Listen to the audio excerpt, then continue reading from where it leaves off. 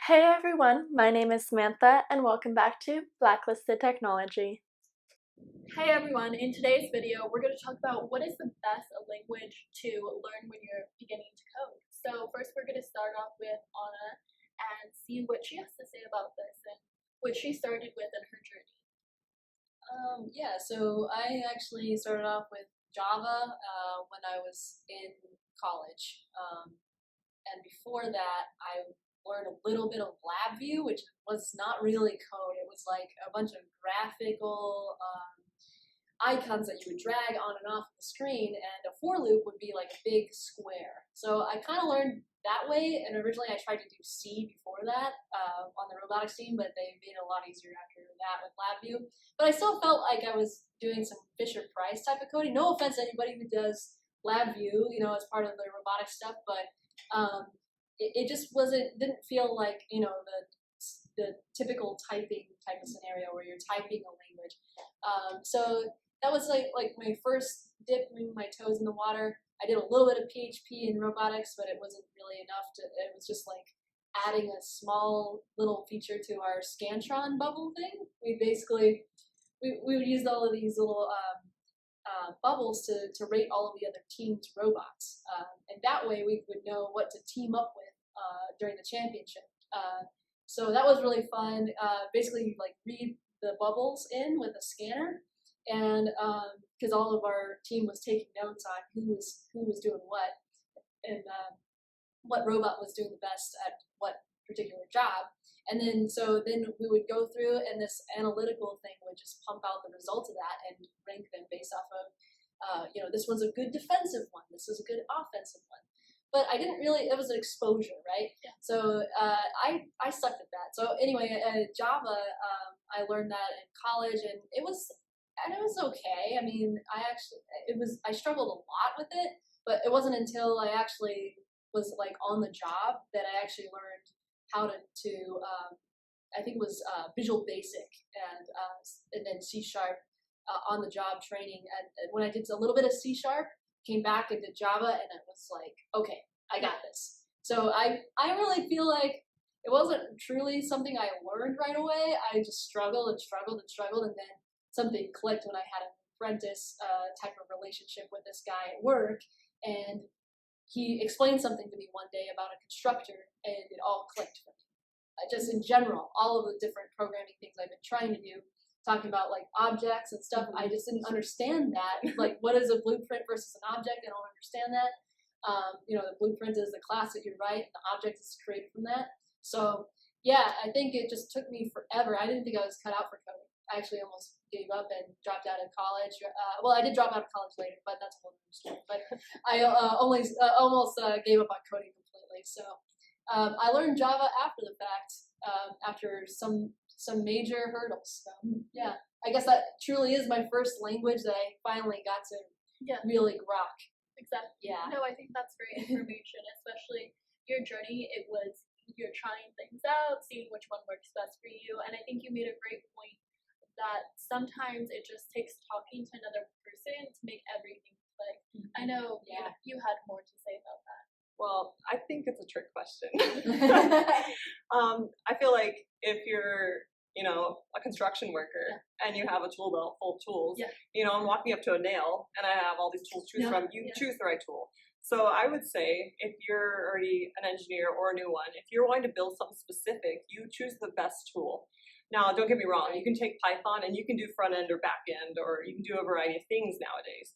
But there is a best tool. Like if I'm wanting to do a mobile app and I'm wanting it just for Android, I'm going to go with Java, I think is the one. It's just, if I want to make sure it works both for iOS and Android, React Native, so I have to write it twice.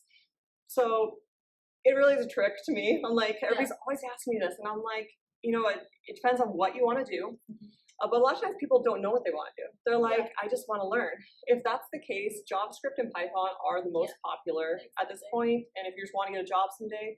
So I always recommend JavaScript because it can be used as object-oriented programming and functional. So you're going to learn a wide variety of how to think like a developer and how to code, and you're going to have to learn all the ins and outs. And JavaScript can be tricky. It's not one that's going to hold your hand, but it's not like base level coding. So I think that's the best to get started with. Yeah, and you can do both front end and back end with Exactly. JavaScript. You can write a back end service in Node, and then obviously all the browsers run on JavaScript. So whatever you're doing with web development will serve you well with that. Yeah, It's exactly. important for people to know that it's not the end all be all. They feel like, oh my god, if I choose JavaScript, Yeah. I'm never gonna do back end, or I'm never gonna do this. And like, what if I don't like this? Like, it's okay. You're learning how to code, how to think like an engineer. Just choose something and code it. I know like every blog tells you that, and when I was starting out, I didn't believe them. Yeah. So I kept researching, and I'm like, they're You're wrong. like, this can't be true. Yeah, it is true.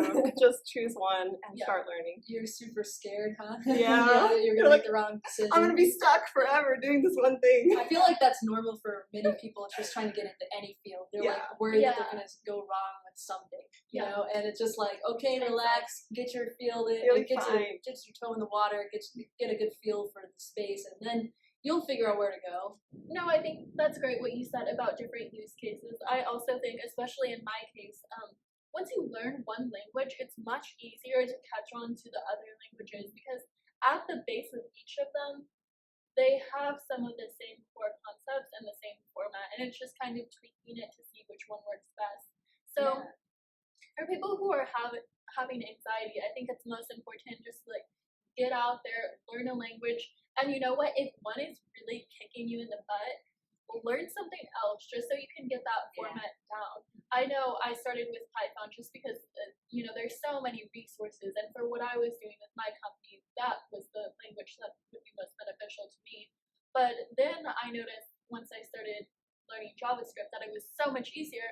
But I figured out that it was only because I had already learned one language, so I kind of already knew the format. So Yeah. I know we talked about that earlier about how the second language is always easier. Yeah, you got a foundation that you built, right?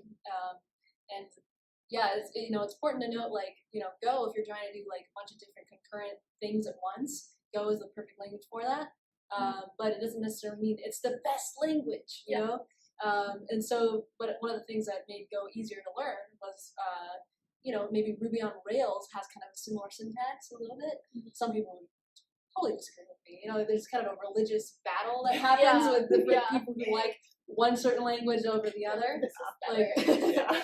but I think, honestly, try a whole bunch of different ones because, you'll be more of a polyglot, if you will, Yeah, which means that you can learn all sorts of things, like the jack of all trades type of thing. exactly.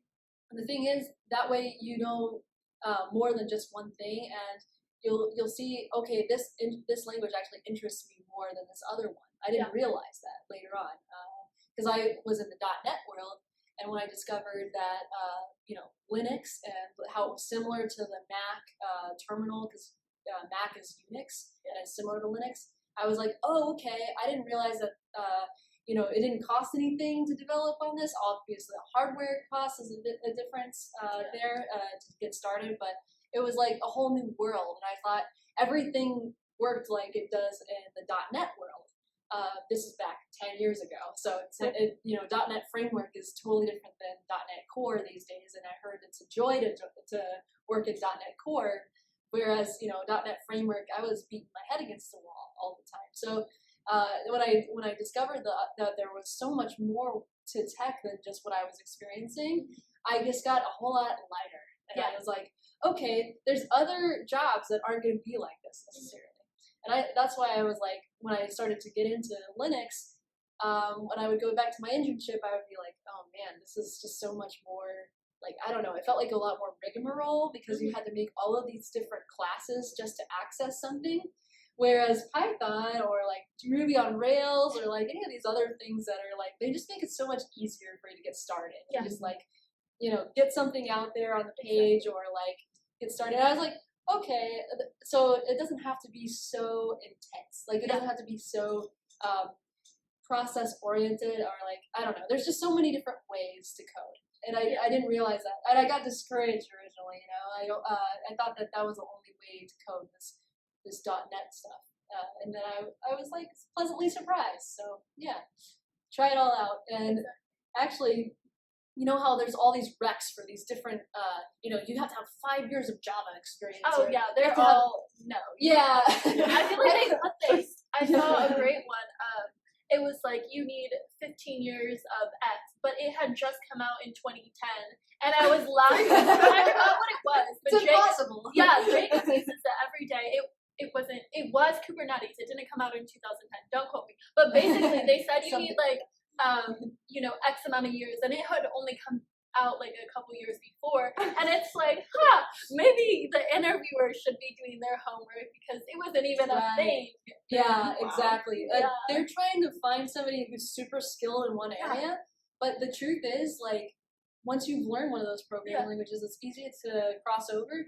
Now, I have a friend of mine who's like super skilled. His name's Kyle, and he's like amazing at Django and Python. Like, he's worked on things where they integrate really seamlessly with Elasticsearch, and that's one particular skill set that's really like specific. But like, he didn't start out with that. Like, there's all this buildup of Python in general, and then you find which things work best for you. So it's like, I would be wary though. It's like, I think that's kind of funny, that they actually do that. But everybody that I know, like, it doesn't matter that they've had this certain experience. Like, they just go for it and they'll figure it out on the job. Like, Exactly. you're gonna actually just grow more and more on the job the more you use the thing. And so just having a foundation is where it's at. And don't let that discourage you from applying either. That's what I was gonna say too. It's like, they're just trying to put the bar really high. I think it's kind of discouraging to people to do that. They do I it think in it's kind of every field silly. nowadays. So, I mean, Yeah. you've probably seen it Oh, also yeah. in the other fields you worked in because you were just starting out. So did you experience that in like construction and a couple of the others? A little bit, yeah, you do. They do set the bar higher, and you apply, and they're like, "We like you, so it's okay." Exactly. I think it's about like getting in front of the person, Yeah, especially in totally. tech. Especially, I think something that's really beneficial, even if you're not the best at coding or you don't know everything, but if you kind of are at least a little sociable or can have a conversation and they see that in a meeting, they're going to be like, hey, you don't have everything yet, but you seem like someone that we could develop. So I think that's extremely useful, and that definitely happens. So don't just quote 15 years, 30 years experience. Yeah, that potential is everything. Because they can always mold you into what they need you to be, and you'll be looking forward and happy to have the experience. And I feel like there's always that chicken and the egg thing where you don't have enough experience to get the experience. But one thing I've seen candidates do recently, and I've been starting to learn how to interview people, is they'll put like all these keywords at the top of their proficiencies. Yeah. Now, don't misrepresent what you know. I feel like that's something that kind of makes it look weird that you're like I lying agree. almost. Exactly. So, maybe you do that for your LinkedIn profile to like say interests, put interests and proficiencies. So then okay, like I know as somebody who's screening you for the first time. Oh, okay. When I ask you a question about this, you're not going to be like, Exactly. Be honest about it. yeah. Because otherwise, I'm going to be like, what else are you misrepresenting about Right. yourself? Yeah, exactly. No, I think that's great, and especially, I don't have a job right now in, engineering. I'm in sales, but on my profile, I actually write, Python, and then parentheses, beginner, Yeah. and that is so important because if I'm in an interview, and let's say the sales manager knows a lot about engineering, he's not going to be happy if I don't answer the questions, properly, or if I don't know X, Y, and Z. I think another great thing, like you kind of touched upon, is admitting you don't know. A great tool I found, especially when I was interviewing for PM roles, is when I didn't know something. People really like this. Actually, even a technical role I interviewed for, I said, you know what, I don't know. Can you explain that to me? The guy went on like a 20-minute tangent, told me his whole career, and he really liked me. He's like, I want to hire you now. Just because I'm like, I don't know. And after they tell you what it is, all you need to do is like reiterate what they said and like show them that you understand. And that's going to give so much more because he was like, even though I didn't have all the knowledge, I know one of the things was knowing the exact hardware at the data system. I don't know that. Like, I know, like the coding, but I don't know like, oh, this is this.